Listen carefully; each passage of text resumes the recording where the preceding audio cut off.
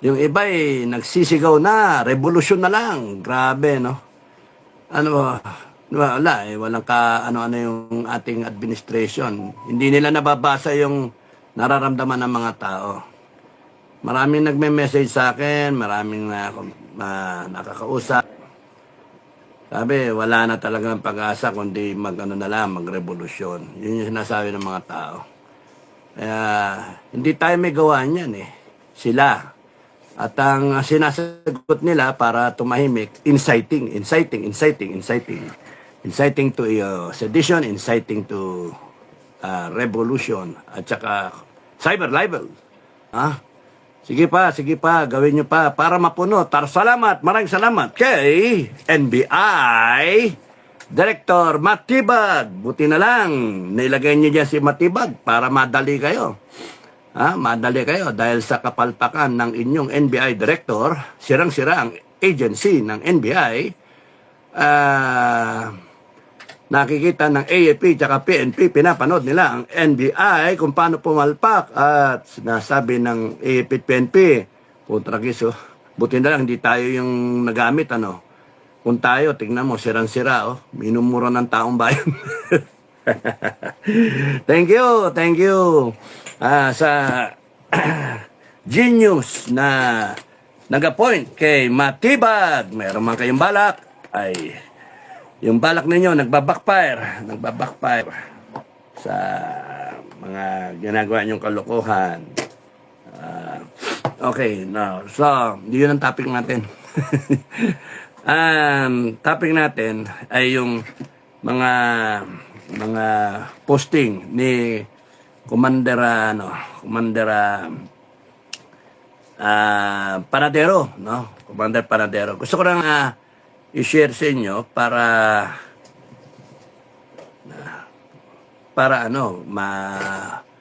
maintindihan ninyo yung satellite, satellite perspective. It's not just about Philippines, satellite perspective. Explain ko at to the best of my ability, explain ko in layman's terms, Okay, parang malabo. Enlarge natin. Sige, ano yung unahan natin? Ano nangyari? Boom ko na.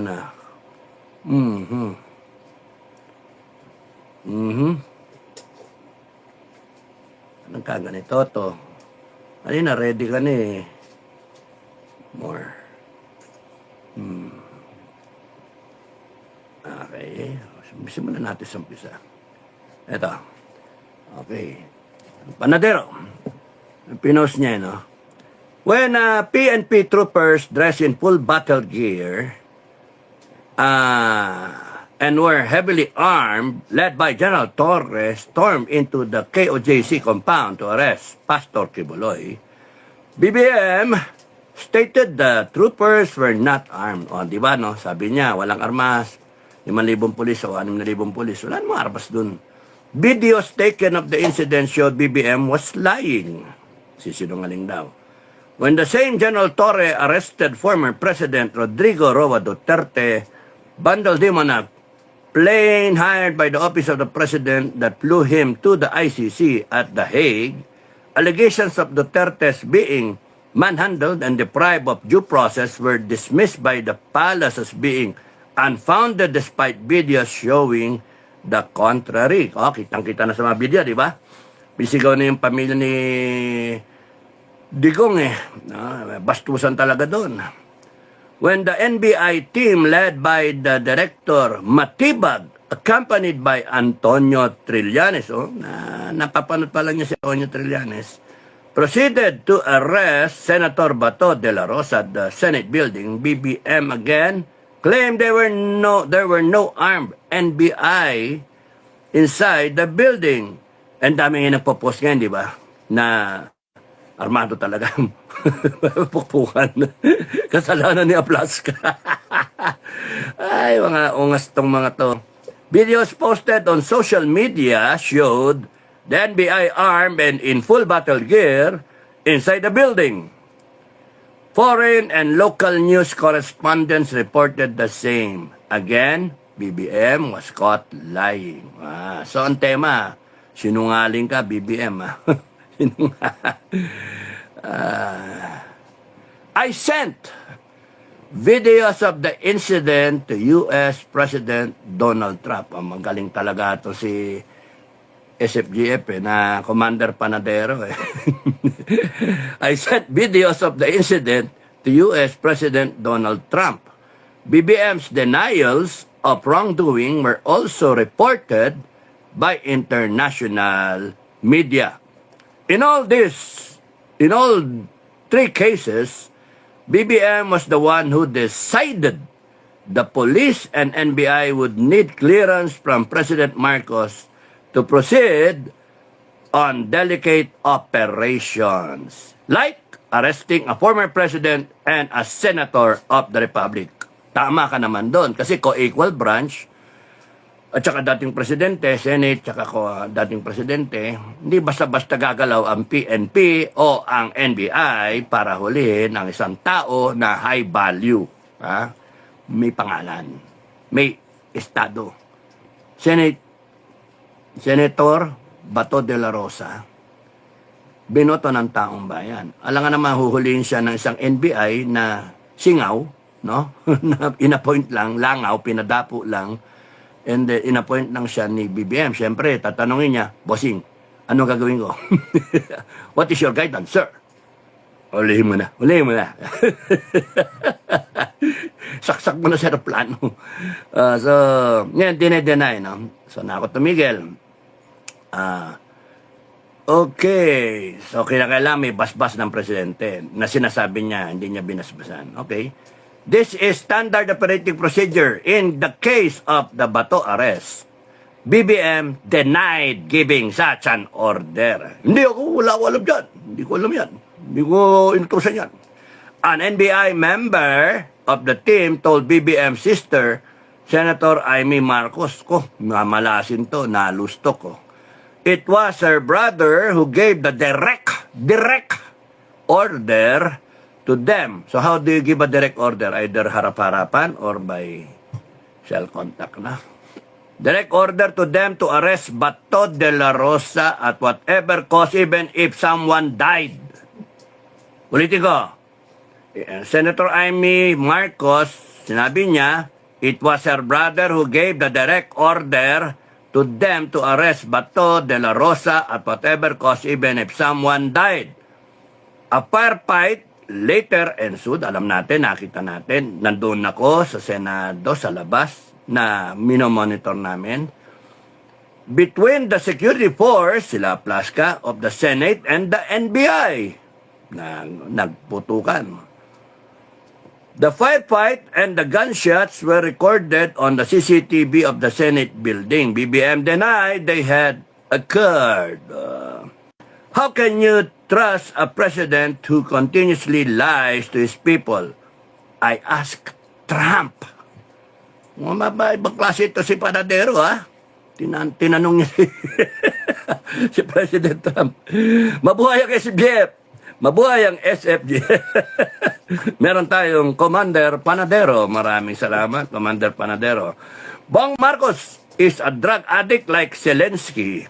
He refuses to take a hair follicle test. Only an addict would refuse such a test. He has become a national security threat both to Filipinos and Americans. The U.S. has 9 EDCA bases in the Philippines, which occupies a highly strategic position in Southeast Asia. I don't think it is in the U.S. national interest to have a loony president there. See what Zelensky did to Ukraine. Both countries are among the most corrupt in the world. Matindi itong si ano ah. ay. Oh. Okay, meron pa siya sinabi. Iba naman ano to. What we are seeing today, I had correctly predicted nearly 2 years ago. 2 taon na nakakalipas nung sinabi niya ito. Amy Marcos has now confirmed them. The extension of terms and switch to a parliamentary form of government by amending the Constitution, with Congress being converted to a constituent assembly, CONAS, mga asshole, the destruction of the Dutertes and their supporters. I had said there was no way for BBM supporters to allow BP Inday Sara to win in 2028. Much is at stake. Meron pang meron pang dinner, may steak eh. Much is at stake for them because she vowed to bring all the corrupt officials and politicians to justice. Very vocal si Inday Sara, di ba? Na pananagutin lahat. Yan yung battle cry ni Manang. Now, they had 3 options. Impeach and die. Cheat her at the 2028 elections. Okay. Impeach and die, cheat her at the 2028 elections, or assassinate her. Patay. All 3 options are still on the table. Nasa mesa pa rin ang Teka, usog na. Nakaharang kasi yung pako doon sa mesa. Okay. We cannot discount them. Wala, sa mahal ng bilihin, walang discount ngayon. We cannot discount. Hindi natin pwedeng ipasawalang bahala. Ganun ba yan? Hindi natin pwedeng basta-basta palakpasin. Nandun pa rin yung 3. Impeach and die, which is ongoing. No? June 1, masasagot siya. June 6, and then July pa yata magko-convene. Nawala yung aking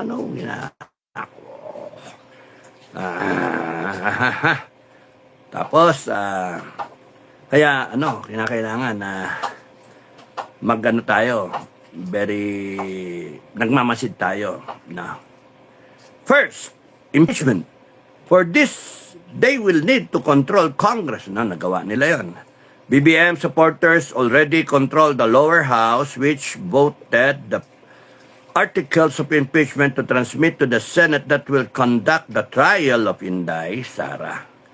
To obtain the cooperation of the Senate to vote for impeachment, the BBM supporters have to dislodge the new majority and their newly elected Senate President Alan Peter Cayetano.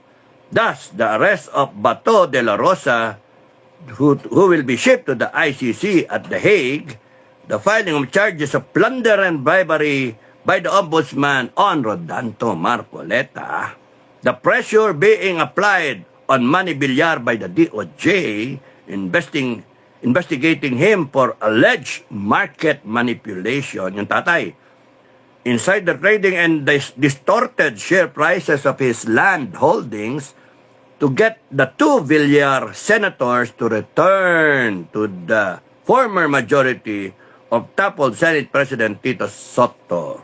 The next target would be the arrest of Bongo. Magagaling tong mga kalaban na, and ship him also to the ICC kung nahuli na si Bato. Ngayon dami na naganap kay Bato. Maganda yan, maengkwentro kayo. Ay, sayang ang mga binabayad sa inyo. Good luck, good luck. Yung mga desididong mamatay dyan, abolin nyo si Bato. If successful, that would eliminate 5 senators of the new majority. 5. Bato, Bongo, Rodante Marcoleta, Bato, Bongo, 2 Villar. Rodante Marcoleta. Okay.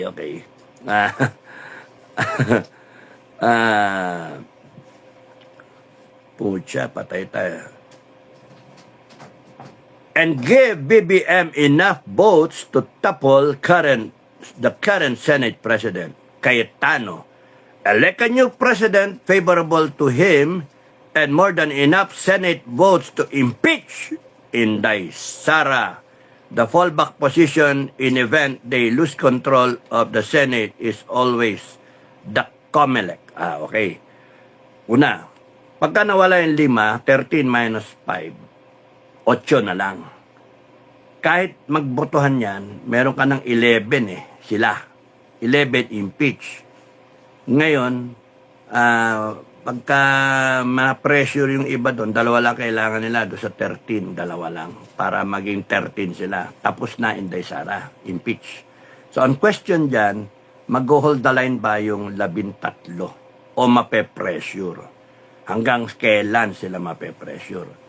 So, tignan ninyo mga kababayan, para kay patay nag-i-impeach, para kay patay dinadaanan natin proseso na to, kitang-kita naman natin na ginagago lang naman nila. Walang hustisya. Walang hustisya. Kasi, guilty na Wala nang guilty or not guilty. Sinalang si Inday Sara, merong, kumbaga sa hindi pinuwerse, nag-offer sa Congress. Merong package. Sino nagsabi? Si Amy rin. Sinasabi, at sa ibang congressmen sinasabi, may package. Sinabot ng 200 million plus. Ang bawat isa na bumoto. So 200 million times 255 million. That's 255 na bumoto guilty. That translates to almost trillion ba yun? 255. Gawin nga natin yung 255. Magkano yun? 255 times magkano? 200 M. 1, 2, 3, 4, 5, 6. So, 200 na lang times 255. 0, 0, 2 times 5, 10, carry 1, 2 times 11, carry 1, 2 times 5. Tatlong 0. 1, 2, 3. 51 billion. Imagine, 51 billion isang araw. Tapos, 51 billion. Binayaran na lang sana ninyo yung PhilHealth. No? Kulang na lang ng 9 billion. 51 billion. Diyos mio. At least 51 billion. Pinakawalan. Yung isang araw na yun para impisinday. Kita nyo yung kawalang yan ng mga gobyerno na to. Tapos tatakutin ka sitahin mo, tatakutin ka ng inciting. Mga gago. Mga gago kayo. Hindi nyo na matatakot ang taong bayan.